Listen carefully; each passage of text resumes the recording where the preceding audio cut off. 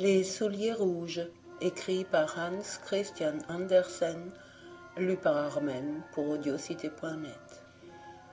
Il était une fois une jolie petite fille, mais si pauvre qu'en été, elle était obligée d'aller toujours nu-pieds, et en hiver de porter de gros sabots, de sorte que ses petits pieds finirent par devenir tout rouges, et cela paraissait très dangereux. Au milieu du village demeurait la vieille mère du cordonnier. Elle se mit à l'ouvrage et confectionna du mieux qu'elle put, avec de vieilles lisières de drap rouge, une petite paire de chaussons. Ils étaient assurément fort laids et très grossièrement faits, mais son intention était bonne, car ces chaussons étaient destinés à la pauvre petite fille. Catherine était son nom. Le jour même où l'on enterra sa mère, on lui donna les chaussons rouges, et elle les mit alors pour la première fois.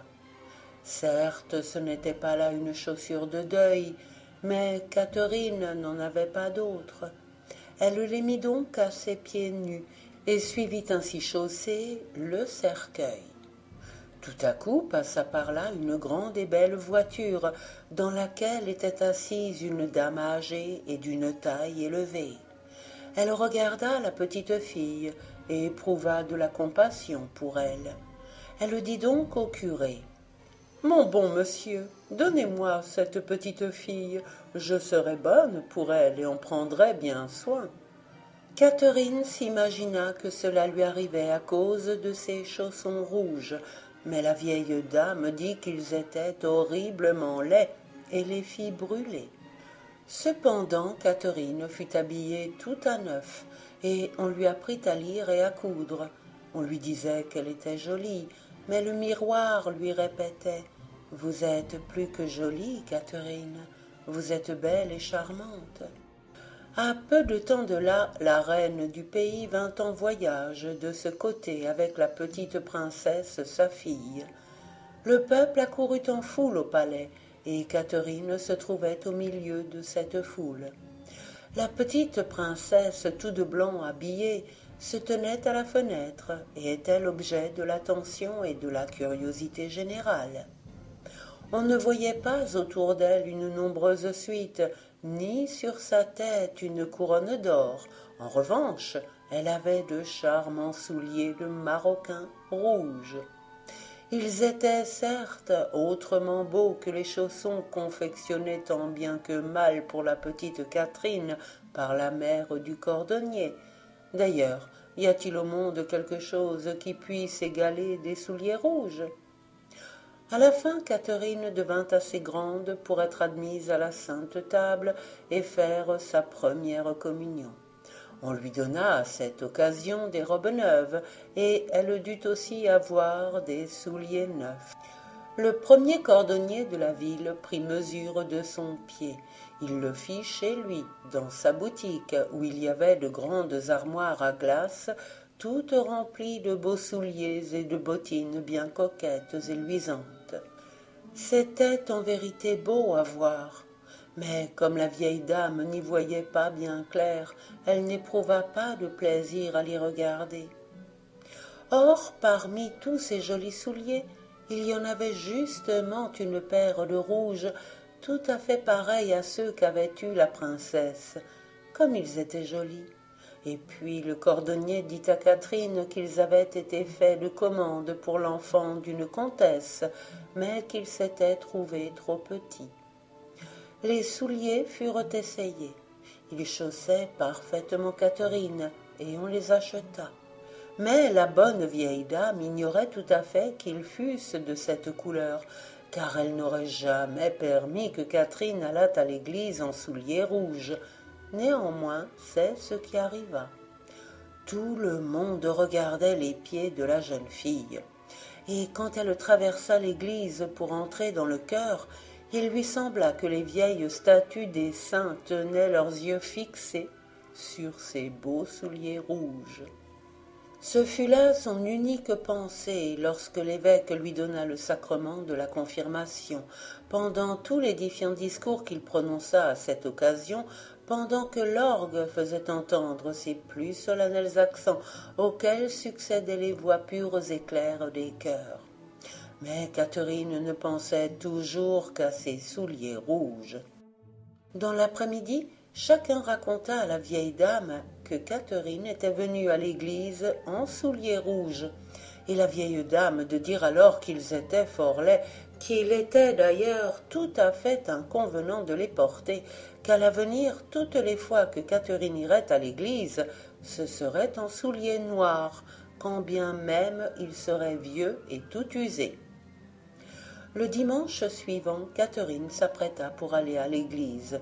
Après avoir alternativement considéré à plusieurs reprises ses souliers noirs et ses souliers rouges, elle se décida à mettre encore les rouges. Il faisait ce jour-là le plus beau soleil qu'on pût voir. Catherine et la vieille dame suivirent un sentier à travers champs et où il y avait en chemin beaucoup de poussière. À la porte de l'église se tenait un vieux soldat invalide, avec une paire de béquilles et une grande belle barbe, plutôt rouge que blanche. Le fait est qu'elle était rouge.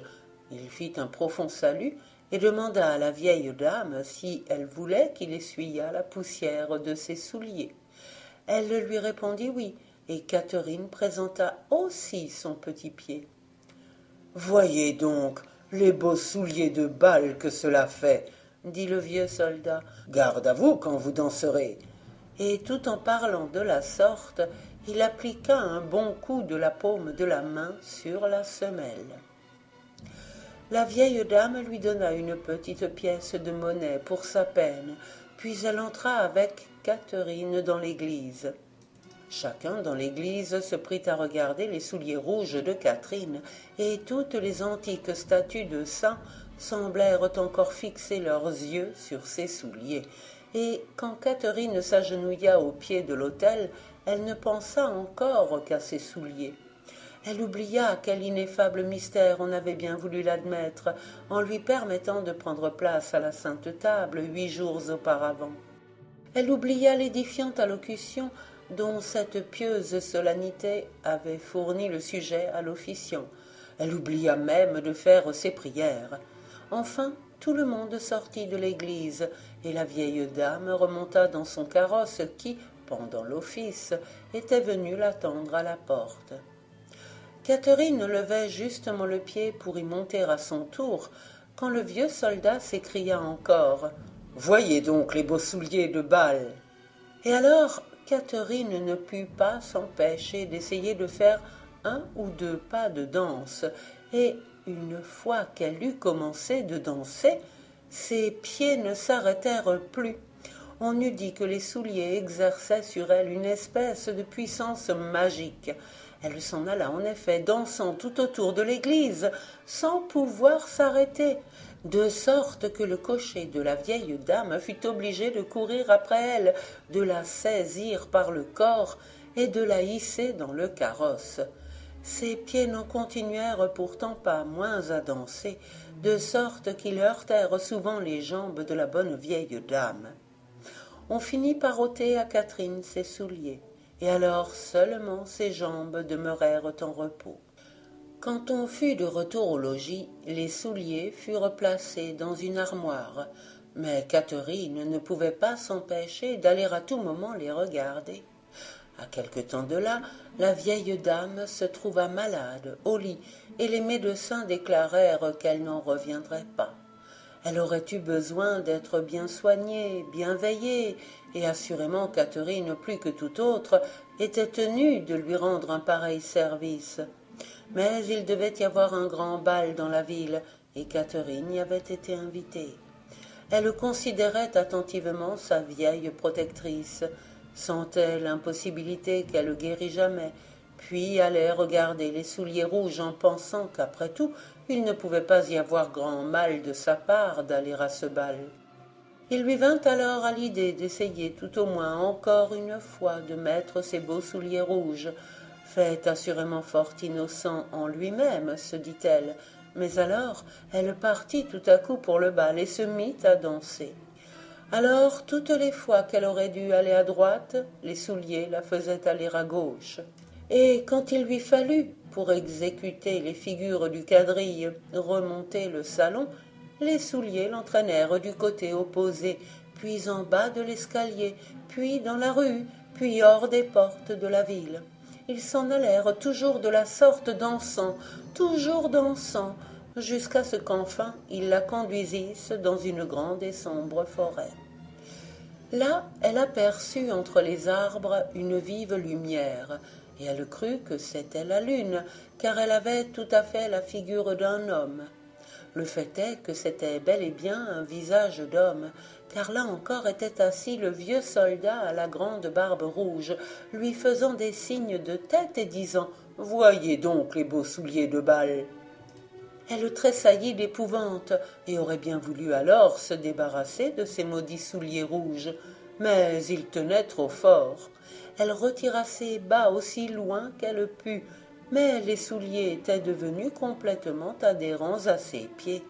Elle fut donc obligée de s'en aller, toujours dansant, dansant à travers plaines et marais, dansant par la pluie et par la clarté du soleil, dansant nuit et jour. Mais c'était surtout pendant les heures de la nuit que cela faisait un effroyable supplice. Elle dansa jusqu'au cimetière, mais les morts n'ont guère envie de danser, et de fait ils ont bien mieux à faire. Elle essaya de s'asseoir sur la tombe du pauvre, là où croît la mère Euthanasie. Mais il ne pouvait y avoir de repos pour ses membres fatigués, et quand elle arriva du côté de la grande porte de l'église qui était tout ouverte, elle aperçut là un ange en longs vêtements blancs, avec des ailes qui de ses épaules descendaient jusqu'à terre. Son visage était grave et sévère, et à la main il tenait un glaive grand et brillant. « Vous continuerez, lui dit-il, vous continuerez à toujours danser ainsi avec vos souliers rouges, jusqu'à ce que vous finissiez par être pâle et froide, jusqu'à ce que vous ne soyez plus qu'un squelette. Vous danserez de porte en porte, frappant à toutes les maisons où demeurent des enfants vaniteux et orgueilleux, afin qu'ils vous entendent et qu'ils tremblent. Allons, dansez !» « Grâce, grâce !» s'écria Catherine.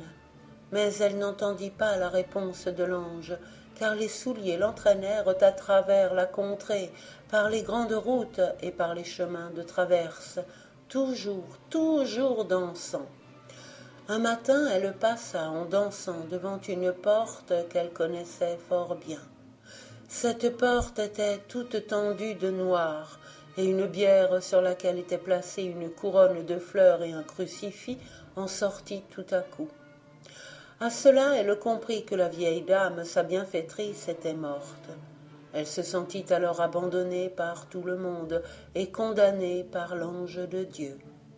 Elle s'en allait cependant, toujours dansant, obligée de danser même au milieu de l'obscurité des nuits. Les souliers rouges la conduisaient à travers les ronces et les épines qui vous déchiraient ses pieds et vous les mettaient tout en sang. En dansant de la sorte à travers les bruyères, elle arriva à une petite maison isolée.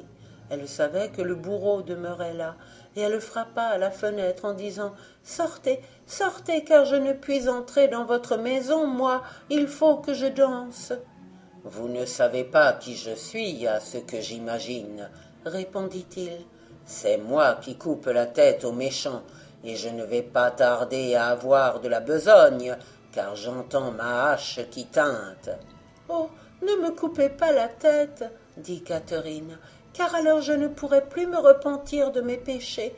Coupez-moi plutôt les pieds et les souliers rouges avec. » Et elle confessa sa conduite coupable, et le bourreau lui coupa les pieds et les souliers rouges avec.